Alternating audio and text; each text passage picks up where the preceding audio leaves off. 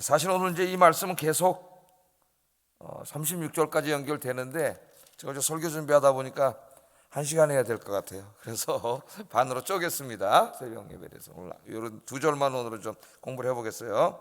이 말씀을 가지고 오병이어의 기적 후에 찾아온 사탄의 시험, 그런 주제로 말씀을 전하겠습니다. 오병이어의 기적 후에 찾아온 사탄의 시험. 사탄은 종종 하나님께서 우리에게 주신 축복을 이용해서 우리들을 시험할 때가 있습니다. 우리가 이제 막 새벽이나 또 여러분 이제 개인 기도 시간에 열심히 기도하시면 하나님이 또 사업도 잘 되게 하시고 또 새로운 직장도 주실 수 있고 하는 이런저런 일들에 하나님이 복을 주실 수가 있습니다.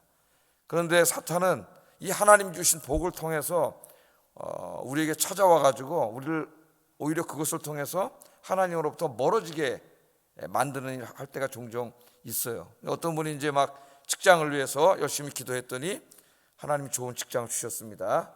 그랬더니 이분이 너무나 귀하게 직장을 얻었잖아요.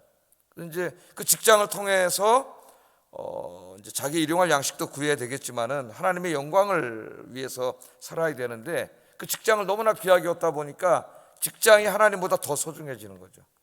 그래서 그 직장에 더 헌신하고 충성하고 또 그렇게 함으로 더 성공하기 위해서 이제 하나님 앞에 기도하고 성경 읽고 예배하고 이런 시간들을 자꾸 잊어먹고 그 직장이 더 하나님이 돼가는 그런 경우가 있어요. 종종 이제 아이들이 대학을 위해서 기도하고 그래서 또 하나님이 복을 주셔서 자기가 원하는 대학에 들어간 이후에 그 대학이 하나님이 되는 경우가 있습니다. 그래서 그 대학 때문에 학교 생활 때문에 신앙을 멀리하고 예배를 멀리하고 이렇게 되는 경우도 있어요. 하나님께서 또 기도를 들으시고 또 재물을 많이 허락하실 때도 있죠. 그랬더니 재물을 너무나 귀하게 얻어가지고 하나님보다 재물을 더 귀하게 여기고 나중에 재물이 하나님이 되는 경우도 있습니다. 사탄이 종종 사용하는 그런 작전이에요. 우리를 쓰러뜨릴 때. 그러니까 조심해야 됩니다. 오늘 이제 이 오병이어 기적도 마찬가지예요. 거기 남자 어른만 5천 명이 모였다 그랬으니까 제가 대략 한 정확히는 알 수 없습니다만 한 2만 명 정도, 애들까지 합치면 여성과 아이들까지 합치면 한 2만 명 정도라고 추측을 해볼 수 있는데 그렇게 엄청나게 많은 사람들이 예수님 설교를 듣다가 굶주리게 됐고 저녁에 이제 꼼짝없이 굶게 생겼을 때 우리 예수님께서 오병이어의 기적을 일으키셔가지고 그 2만 명을 다 배불리 먹이시고 12광주리가 남아서 그 벳세다 광야가 그냥 잔치가 됐어요. 그죠? 먹을 게 없었는데 우리 예수님께서 먹을 걸 풍족하게 나눠주심으로 말미암아 배불리 먹고 기쁨이 넘치고 만족한 큰 잔치집이 됐어요. 그래서 어제 제가 아침에 이 오병이어의 기적은 첫째는 하나님께서 우리에게 일용할 양식을 주시는 그런 의미도 있지만은 더 궁극적으로는 천국 잔치에 대한 상징입니다. 그렇게 어제 제가 말씀을 전했습니다. 자, 이 오병이어의 기적이 일어났습니다. 자, 생각을 해보세요. 조그만 애가 지 먹으려고 가져왔던 점심 한 끼인데 조그만 떡 5개하고 물고기 2마리인데 이걸 가지고 우리 예수님께서 축사를 하시고 나눠주기 시작하는데 끊임없이 떡이 나오고 물고기가 나와가지고 이 2만 명 정도가 먹게 됐으니까 놀라운 일이 벌어졌죠.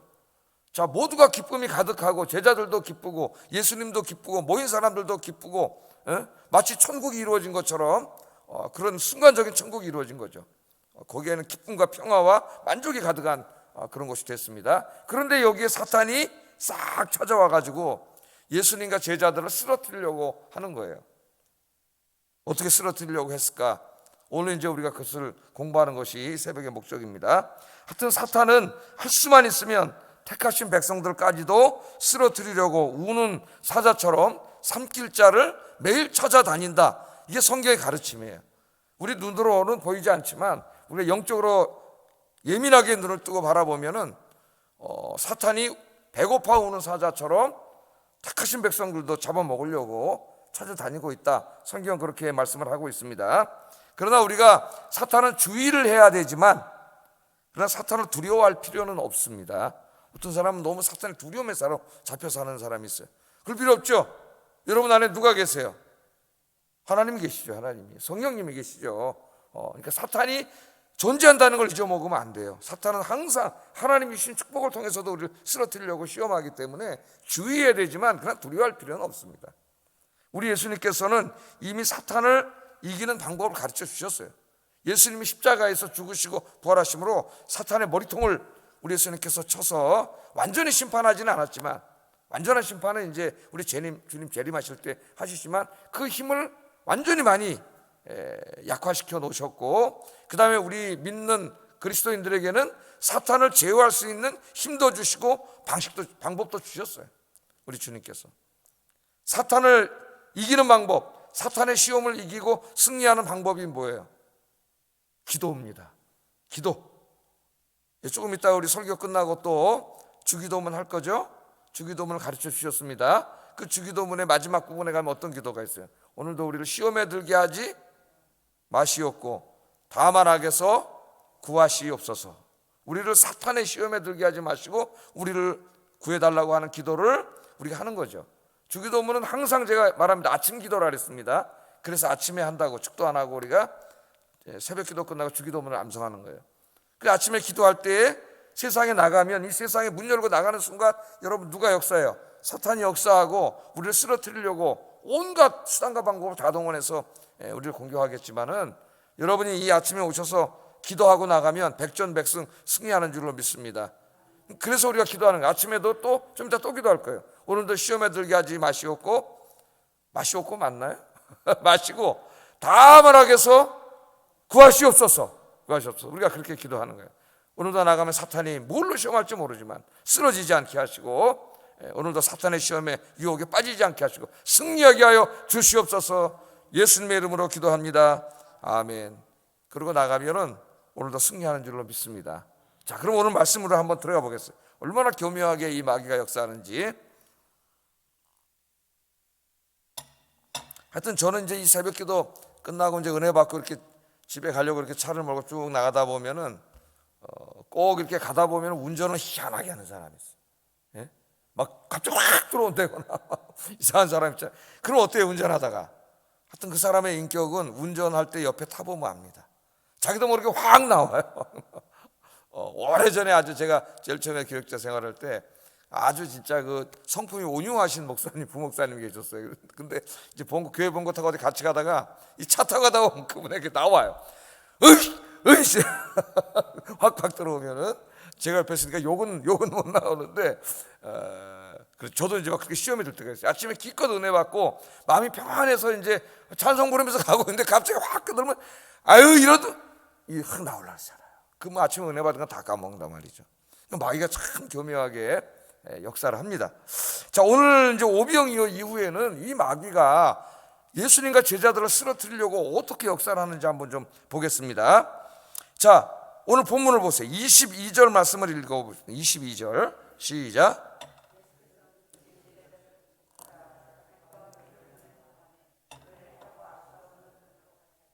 자, 이 말씀을 보세요. 지금 이 사건이 21절까지가 어떤 일이에요? 오병이어의 기적을 일으키셨을 때입니다. 2만 명의 사람들을 먹이셨어요. 사람들이 지금 깜짝 놀랐죠. 예? 그냥 예수님 병도 고쳐주시고, 물론 그걸 보고도 놀랐죠. 또 설교를 듣고도 놀랐지만은 이게 정말 더 깜짝 놀랄 일은 이 떡 5개 물고기 2마리로 이 많은 사람을 다 먹이고도 12강조리가 저기 지금 남아있는 모습을 보고 깜짝 놀라서 막 한껏 이게 이제 놀란 거죠, 이 사람들이. 근데 우리 예수님이 어떻게 하세요? 그 사건 이후에 바로 즉시 제자들을 재촉하사 어떻게 했어요? 자기가 무리를 보내는 동안에 배를 타고 앞서 건너편으로 가게 하시고. 그러니까 지금 한 2만 명의 사람들이 몰려 있고, 이제 예수님이 떡을 떼서 누구에게 줬어요? 제일 먼저는 제자들에게 줬잖아요. 예수님 직접 나눠준 게 아닙니다. 제자들에게 줬고 12제자가 그 떡을 받아서 가서 이제 사람들에게 나누어 줬죠. 그래서 이제 2만 명과 제자들이 이제 같이 막 섞여서 그렇게 있는데, 갑자기 예수님께서 깜짝 놀라셔가지고 내려가시더니 무리들을 막 이제 빨리 집에 가라고 막 무리들을 다 보내고 제자들을 그 무리들에게서 떼어내가지고 급하게 어떻게 했어요? 즉시로 재촉했다 그랬어요. 재촉했다. 이제 밤인데 말이죠. 저녁이 없어서 먹은 거 아닙니까? 근데 갑자기 재촉해서 배를 태워가지고 저 건너편으로 가게 하시고 무리들은 다 집에 가도록 하셨어요. 같이 막 기뻐가지고 지금 막 제자들하고 섞여 있었는데 예수님 뭘 보셨는지 깜짝 놀라가지고 내려가시고 무리들은 막 빨리 집으로 다 보내고 12제자는 거기서 막 분리시켜서 나와가지고 배를 타갖고 저 건너편으로 예수님 보내셨다는 거죠. 왜 그러셨을까요 지금? 예? 아니 좀 더 이렇게 그 막 오병이어 기적이 일어나서 천국이 됐잖아요. 거기가 막 기쁨이 넘치는데 왜 갑자기 막 이렇게 분리해가지고 제자들은 절로 보내고 무리들은 집으로 보내고 예수님 왜 이렇게 하셨는가? 예? 오늘 이제 마태복음 본문에는 안 나오지만은 동일 사건을 다루고 있는 요한복음 6장 14절 15절에 보면 그 이유가 나와요. 한번 요한복음 6장 14절 15 읽어보겠습니다. 시작. 세상에 오실 그 선지자라 하더라. 그러므로 예수께서 그들이 와서 자기를 억지로 붙들어 임금으로 삼으려시는 줄 아시고 다시 혼자 산으로 떠나가시니라. 아멘. 여기에 이제 요한복음에는 분명한 이유가 나오죠. 오병이어의 기적을 일으키는 걸로 보고 거기에 모인 2만 명의 사람들이 확신한 게 뭐냐면 야, 이 사람이 바로 그 선지자다. 선지자는 굉장히 많습니다, 이스라엘 역사에. 그런데 정관사를 붙였어요. 그 선지자. 그 정관사가 붙었다는 거는 그게 많은 선지자들을 얘기하는 게 아니라 정해진 거죠. 그들이 또 정관사가 붙으면 그 하나밖에 없어요. 정관사가 붙은 그 선지자. 그 누가 예언했냐면 모세가 옛날에 예언했단 말이죠. 마지막 때에 나와 같은 선지자를 하나님이 보내실 것이다. 그러니까 지금 이 오병이어의 기적을 통해서 이 많은 사람을 먹이는 걸 보고 이 사람들이 누가 생각난 거예요. 광야에서 200만의 그 유대인들을 이스라엘 사람들을 광야길에서 먹인 하나님 먹였지 무슨 모세가 먹였어 사실은. 근데 그 선지자 모세, 이 모세와 같은 선지자구나. 그렇다면 이 사람은 분명히 누구예요? 메시아라는 거죠. 그래서 뭐로 삼으려고 그랬다 그래요? 임금으로, 왕으로 삼으려고 하더래요. 왕으로. 그러니까 유대 신학에서 메시아하고 왕은 동의어입니다. 동의어. 메시아가 오면 그가 왕이 되는 거죠. 왕이 돼서 지금 나라가 없지 않습니까? 로마에게 나라 뺏겼어요. 그 전에도 계속 바벨론에게 나라 뺏긴 이후로 계속 한 500년 이상 나라가 없었어요. 600년 정도 이상 나라가 없었습니다. 잠깐 동안 하스모니안 왕조라고 독립왕조가 있었지만은 결국 다 무너지고 600년 동안 나라가 없어요. 그래서 항상 유대인들의 기대는 뭡니까? 하나님이 메시아, 즉 왕이에요. 왕. 자기들의 진짜 왕, 모세와 같은 지도자, 어떨 때는 다윗의 자손, 그럴 때는 다윗과 같은 왕, 훌륭한 그런 정치 지도자, 메시아. 그러니까 그들의 메시아는 우리가 이해하는 메시아가 아닙니다. 죄와 사망으로부터 우리를 구원해 주시는 그런 메시아가 아니라 로마의 정치적인 억압으로부터 자기 민족 이스라엘을 구원하고 경제적으로도 풍요롭게 하고 그래서 이스라엘이 중심이 되는 새로운 세상, 그게 하나님 나라예요. 우리가 생각하는 하나님 나라가 아니에요. 그들이 기다리던 메시아는 항상 정치적인 메시아였고 정치적인 왕이었습니다. 그러니까 그 오병이어를 일으키는 걸 보고 야, 이게 바로 모세가 예언했던 그 선지자고 모세와 같은 선지자, 다윗왕과 같은 왕, 메시아가 왔다. 이제 우리 민족 해방시킬 분이 여기 왔다. 안 그렇겠습니까 여러분? 2만 명을 먹였는데. 그래가지고 막 고무돼가지고 예수님을 막 모시고 어떻게 하려고 그랬어요? 왕으로 막 삼으시려고 그랬죠. 이스라엘의 왕으로. 누가 나를 왕으로 내가 차기 대통령, 내년에 대통령 선거 있는데 내 대통령 시켜준다면 어떡하지? 예? 목사해야죠, 목사. 예? 왕으로 막 삼아준다 그러니까 제자들이 막 기분이 좋아졌을까요? 안 좋아졌을까요? 엄청나게 기분 좋아졌죠. 여러분, 제자들이나 이 사람들이나 별 차이가 없습니다. 이때까지는. 제자들도 길거리에서 항상 뭐 갖고 싸웠어요?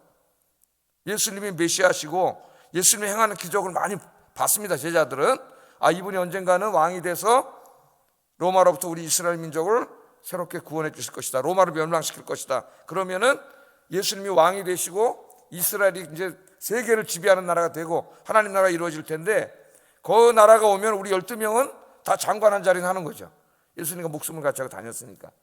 그래서 그 자리에서 누가 크냐, 누가 자정승 우정승이냐, 이거 가지고 계속 길거리 싸우는 게 성경에 나오잖아요. 누가 크냐. 심지어는 야고보와 요한은 엄마까지 찾아왔죠. 엄마까지 찾아왔고 은밀하게 예수님 찾아와서 당신의 나라가 임하고 당신이 왕이 되고 이스라엘이 이제 로마를 무너뜨리고 이 세계를 지배하는 나라가 되는 하나님 나라가 이루어졌을 때 내 아들을 하나는 당신 우편에 하나는 좌편에 앉게 해주세요. 엄마까지 찾아왔어요. 그러니까 이게 이스라엘 사람들의 그 당시 일반적인 생각이었습니다. 신학이고 메시아 대망사상이었어요. 근데 지금 막 사람들이 오병이어 기적을 일으키는 정말 메시아가 왔구나. 이거는 뭐 누구나 안 그러겠습니까? 그래서 막 예수님을 왕으로 세우고 막 이렇게 이제 막 이스라엘 새로운 나라를 만들려고 들떠 있어요. 제자들까지 같이 들떠 있습니다. 근데 우리 예수님은 왜 오셨어요? 예수님이 이스라엘을 저 로마로부터 정치적으로 해방시켜 주시려고 오셨나요? 예? 예수님의 사역은 그것과 관계도 없어요. 우리 예수님은 사탄에게 속아서 사탄의 죄와 사망의 통치하에서 죄짓고 살다가 지옥불에 떨어질 저 불쌍한 이스라엘 로마도 포함돼요. 거기에 모든 세상 모든 사람들을 구원하시기 위해서 우리 예수님께서 오셨는데, 그 일을 이루기 위해서 예수님은 십자가에서 죽으셔야 되는데 그걸 모르고 예수님을 그냥 정치적인 왕으로 떠받들어서 자기 이스라엘 민족을 해방시키는 메시아로 삼겠다고 지금 이스라엘 사람들이 난리를 치고 있고, 제자들도 거기 한껏 고무돼가지고 야 이제 고생 끝났다, 우리도 한자리 하자, 이제 권력도 없고 무기영화도 누리고 이제 고생했는데 편안하게 살자, 영광을 누리고 사람들한테 높임 받고 높은 자리에 올라가서 살자, 여기서 이제 한껏 고무된 거예요. 여러분, 이게 마귀의 시험이에요. 마귀의 시험. 그 예수님이 40일 동안 금식 기도하시고 공적 사역을 시작하시려고 하실 때에도 마귀가 찾아와서 십자가를 지지 못하도록 계속 방해하죠. 돌로 떡을 만들어라, 그럼 너는 영웅이 될 거다. 저 높은 곳에서 뛰어내려. 그럼 천사들이 다 받아줄 게 뻔하고, 그럼 거기서 뛰어내려서도 착 안 죽고 뛰어내리면 사람들이 영광을 돌리고 왕으로 삼을 거 아니냐, 이렇게 거짓말하면서 십자가를 못 지게 하고 계속 예수님이 영광의 길을 제시합니다. 예수님이 십자가에서 죽지 않으시면 아무도 구원받을 수 없어요. 사탄은 그걸 너무나 잘 알기 때문에 그걸 못하게 하는 거죠. 우리 인간이 뭘 좋아해요? 사람들로부터 인기를 얻고 영광을 얻고 높은 자리를 얻고 부귀영화를 누리고 권력을 얻고 권세를 얻고, 이걸 사람들이 제일 좋아하는 거 아닙니까? 예수님 이후에 기독교 2000년 역사에서도 인간들은 계속 똑같은 실수를 반복해 왔습니다. 어떤 사람들은 중세 카톨릭 교회를 하나님 나라와 동일시했어요. 종교개혁이 일어나기 전까지 1000년 동안 타락한 교회의 역사입니다. 어떤 사람들은 인간이 만든 이데올로기에 불과한 공산주의의 평등주의를 하나님 나라와 동일시했고, 또 어떤 사람들은 자본주의의 이 물질적인 풍요를 하나님 나라와 동일시했어요.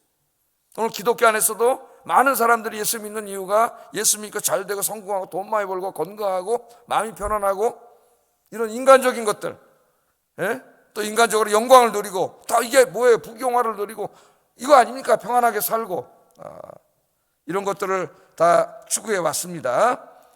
그러나 우리 예수님께서는 우리의 죄를 사하시고 우리를 구원하고 이 땅에 진정한 하나님 나라를 이루시기 위해서 십자가에서 죽으셨어요. 십자가에서 죽으셨습니다. 그렇다면은 예수님의 제자들은 마땅히 인간적인 권세와 부귀영화를 꿈꾸는 것이 아니라 우리의 삶은 예수님이 걸어가신 십자가의 길을 걸어가야 합니다. 구원은 우리가 이룰 수 있는 게 아니죠. 우리 예수님께서 십자가에서 다 이루셨습니다. 죽으시고 부활하심으로 구원을 완성하셨어요. 그리고 이제 이 세상을 구원하는 일을 물론 궁극적으로는 하나님이 다 구원하시겠지만은 우리 예수님이 재림하실 때까지 저와 여러분에게 맡기셨어요. 이 세상에 하나님 나라를 이루어가는 일을 저와 여러분에게 맡기셨습니다.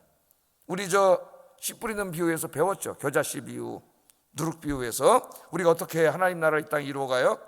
겨자씨가 돼서 복음을 전함으로, 겨자씨는 보이지도 않고 조그만 씨지만은 어떻게 됩니까? 우리가 열심히 전도해서 하나님 나라 백성들이 점점 더 많아질 때 하나님 나라가 더 확장되어 가는 것이고, 또 우리가 제자도 누룩이 돼서 이 썩어가는 세상에 들어가서 정말 십자가 지는 삶을 살고 십자가의 사랑과 십자가의 정의와 십자가의 평의를 실천함으로 사탄이 심어놓은 불의와 다툼과 미움과 갈등과 전쟁과 싸움의 사탄의 나라를 치유하고 하나님 나라를 이루어갈 때에 하나님 나라 확장되어 간다 그랬죠. 이 나라가, 그것이 우리가 이 땅에서 감당할 사명이고, 그 길은 주님이 우리에게 영원한 상급을 주실 때까지는 고난의 길이에요. 고난의 길. 사람들이 지금 막 제자들을 막 한껏 올리고 영광을 돌리고 막 그러고 있는데, 그런데 고무돼서는 안 됩니다. 세상의 부귀영화와 권력과 그런데 현혹돼서는 안 되죠. 어떻게 보면은 우리 목사들이 제일 먼저 항상 생각하고 기도해야 될 기도의 제목이고, 하루에도 12번씩 목사의 마음에도 그런 마음이 들어옵니다. 평안함, 대접받음, 영광받음, 인기가 올라가고 사람들이 나를 알아주고 와, 저 목사 대단한 목사야, 그런 유혹이 안 오겠어요? 목사들을 쓰러뜨릴 때 제일 좋은 유혹인데. 예? 여기 많은 사람들이 넘어가고 흔들리고 열심히 새벽마다 나서 기도하지 않으면 마귀의 이 장난에 목사에 다 쓰러져요. 목사들도 기도해야 돼. 그건 우리 성도님들도 마찬가지예요. 그래서 우리 예수님이 나를 따라오려거든 자기 십자가를 지고 나를 따르라. 마태복음 10장 38절 한번 읽어보겠습니다. 시작.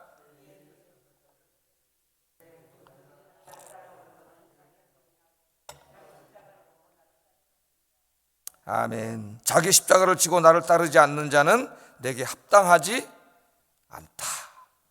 자기 십자가는 쉽지 않겠죠. 그 자체가 고난이에요. 수고와 땀과 노력, 때로는 죽음입니다. 죽음.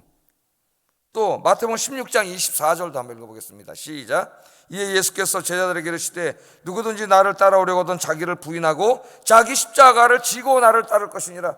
지금 사탄이 십자가를 자꾸 못 지게 하잖아요. 지금 사람들을 통해서 인기 막 난리가 났잖아요. 지금 왕으로 세우고 제자들은 장관으로 세우고 권력이 올라가고 인기가 올라가고 영광을 받고 부귀영화를 누리고 막 사탄이 지금 이런 걸 막 지금 사람들을 통해서 부추겨 가지고 왜 굳이 십자가를 지려고 하느냐. 예수님한테 제자들에게는 왜 굳이 십자가의 길을 가려고 하느냐. 이 영광의 길이 있는데, 이 편안한 길이 있는데 인생 뭐가 있냐, 이렇게 한번 살다 죽어야지.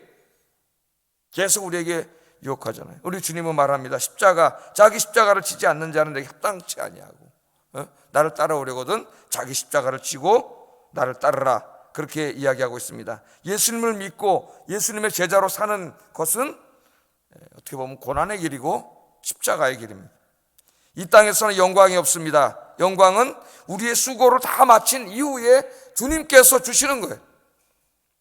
그 영광의 면류관을 얻기 위하여 우리는 지금 여기서 땀을 흘려야 하고 헌신해야 합니다. 바람이 불고 풍랑이 일어나고 목숨이 위협받는 상황이 제자들처럼 발생한다 하더라도 주님이 주신 이 십자가의 사명을 우리가 감당해 나가야 된다. 우리 제자들이 걸어가야 할 길이 지금 거긴데 제자들이 세상 쪽을 향하고 지금 한껏 고무되고 있잖아요. 여러분은 주님을 위한 어떤 고난을 당하고 있습니까? 여러분은 지금 주님을 위해서 어떤 수고의 땀을 흘리고 있습니까? 주님을 위해 무엇을 드리고 있습니까? 주님과 그 나라를 위해 기꺼이 이 십자가의 길, 고난의 길을 기쁨으로 갈 수 있는 복된 성도님들이 되시기를 주의 이름으로 축복합니다. 자, 제자들은 거기다 내비뒀다간 큰일 나게 생겼잖아요. 지금 그들에게 다 넘어가게 생겼어요. 그냥 사탄에게 쓰러지는 거예요. 그래서 죄로부터 분리시키잖아요. 얼른 분리시켜가지고 배 태워가지고 지금 급하게 저석편으로 보내신 거예요. 예수님.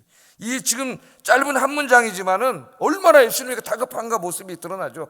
즉시로 재촉하여 거기서 끄집어내가지고 세상에 취해 있으니까 지금 배에다 태워서 보내시고 그 다음에 예수님 어디로 가셨어요? 23절 한번 읽어보겠습니다.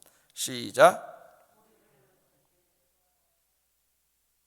저물매 거기 혼자 계시더니, 그렇게 해서 무리들은 보내고 예수님은 배 태워서 건너편으로 가게 하신 다음에 산에 올라가서 거기 혼자 계셨다.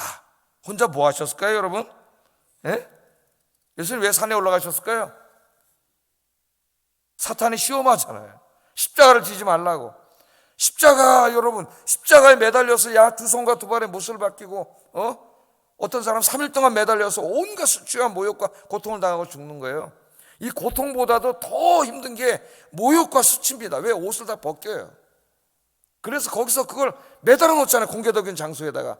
그러면 이 고통도 있지만 거기 2, 3일 동안 매달려서 그 수치와 모욕은 말할 수 없는 거예요, 인간이.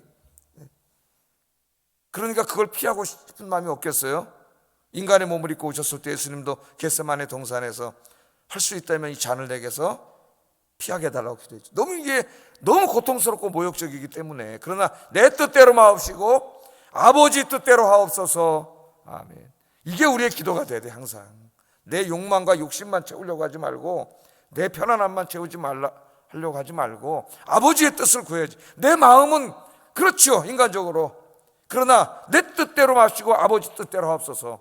그렇게 기도하잖아요. 우리 예수님이 혼자 조용한 데 가셔서 기도하고 계시는 겁니다. 마귀가 그 마음속에 돌아서 흔들어 놓기 때문에. 그래서 목회자나 우리 성도님들이 항상 어떻게 돼요? 조용한 곳에 와서 하루 중 단 얼마의 시간이라도 잠깐이라도 하나님을 만나는 시간이 반드시 있어야 돼요. 사탄이 우리 마음속에 들어와서 끊임없이 세상의 화려한 것들을 보여주면서 우리를 쓰러뜨리려고 계속 유혹하기 때문에 우리가 하루에 어느 정도라도 정해진 시간에, 그게 뭐 몇 분이라도 주님을 만나고 말씀을 묵상하고 기도하는 이런 아침의 새벽 시간이 제일 좋죠. 이런 시간을 갖지 않으면 우리가 정말 그 주님이 말씀하신 십자가의 길을 걸어가기가 어렵습니다. 왜? 우리 인간이 육신을 가지고 있기 때문에 육신이 아직 구원받지 못했어요. 우리는. 그러므로 계속 와서 우리 육신을 통해서 흔드는 거예요. 오늘 예수님이 사탄을 이기는 방법을 보여주는 거예요. 사람들이 예수님을 임금으로 세우려 할 때 거기에 예수님이 고무돼 가지고 그 왕이 되신 게 아니라 그 자리를 피하셔서, 그건 주님의 길이 아니잖아요. 하나님의 길이 아니지 않습니까? 십자가가 하나님의 길이지. 그래서 그 유혹을 피하고 마음속에 일어나는 정욕을 이겨내기 위해서 조용한 곳에 가서 하나님 앞에 무릎 꿇고 기도를 합니다.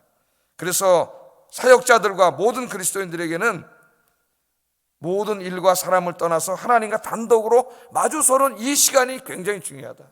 이 시간이. 그 마주섬을 통해서 사역자들은 자신의 사역을 반성하고 하나님의 뜻을 찾을 수 있습니다.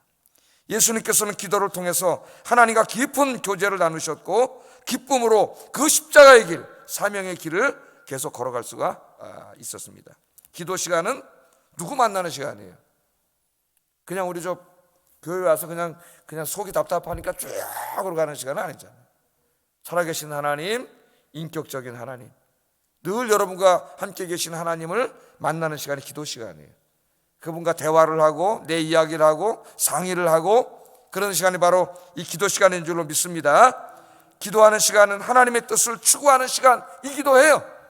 그냥 내 욕심만 욕망만 내려놓는 게 아니라 내 인생을 향하신 하나님의 뜻이 무엇인지 기도하시면 하나님께서 마음속에 평안을 통해 깨닫게 하시고 그 길로 인도해 주세요.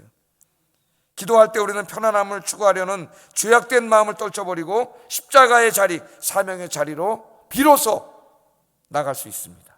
기도할 때 우리는 십자가를 지고 나를 따르라는 예수님의 말씀에 귀를 기울일 수 있습니다. 기도는 성도들을 영적으로 성숙하게 만듭니다. 그리고 예수 그리스도의 발자취를 따라가는 진짜 제자가 되게 해요. 그래서 우리가 기도할 때 이 기도를 늘 드려야 돼요. 주님처럼 그 소란한 군중, 그 곁을 떠나서 조용한 곳에 가서 하나님과 1대1로 마주서는 거예요. 기도. 아무도 없잖아요. 오직 하나님과 내가, 창조주 하나님과 나와 마주서서 기도하시고 자기를 돌아보고 기쁨으로 십자가를 지고 걸어가시는 우리 아임께 성도님들 되시기를 주의 이름으로 축복합니다. 기도하겠습니다. 자, 두 가지 우리 기도를 하겠어요. 예수님이 맡기신 사명의 십자가를 지고 예수님을 따르는 참 예수님의 제자가 되게 하소서. 두 번째는 오늘 하루도 우리를 시험에 들게 하지 마시옵고 다만 악에서 구하시옵소서 라고 기도함으로 시작하여 사탄과의 영적인 싸움에서 승리하게 하소서. 우리 같이 기도하겠습니다.